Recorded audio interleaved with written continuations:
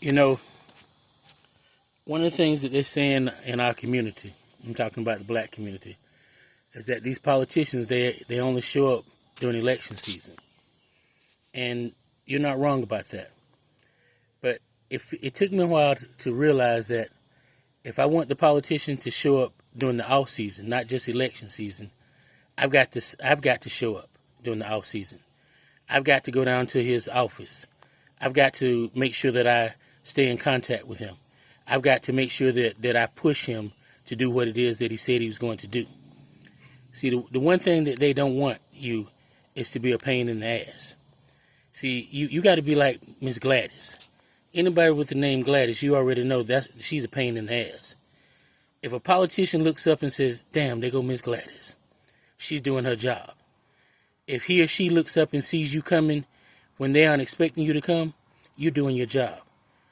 In order for us to make them show up for us before election season, we have to put in work. See, voting for someone just ain't enough. It's not enough. We have to make sure that we are pushing them to do what it is that they said they were going to do. And how do you do that? By making sure that you're in their face, by making sure that you're on the phone, by making sure that if you can't be there, somebody else is going to be there, by going to the meetings that they have. That's how you do that. See, when you look at these places that are redlining, they're redistricting, the reason they can do that in these states, Texas and Florida's going to be next, and I'm sure Georgia will be, and all the other red states, the reason they can do that is because they have a supermajority.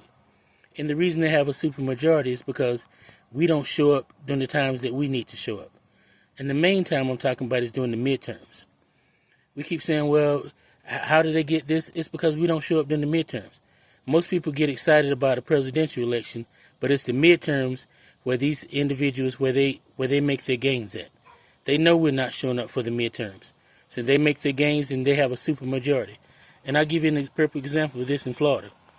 I mean, the Senate in Florida is 28-12, 28 Republicans and 12 Dems. The Congress in Florida is 83-38, and it's 120 of them, but they've got a supermajority.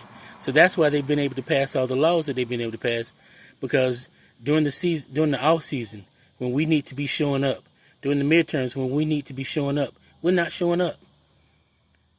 I personally don't think there should be a supermajority anywhere. It should be like a 1 or 2 vote to where everybody has to work together. But they've got that, and the reason they can do what they want to do is because we don't show up during the times that we need to show up.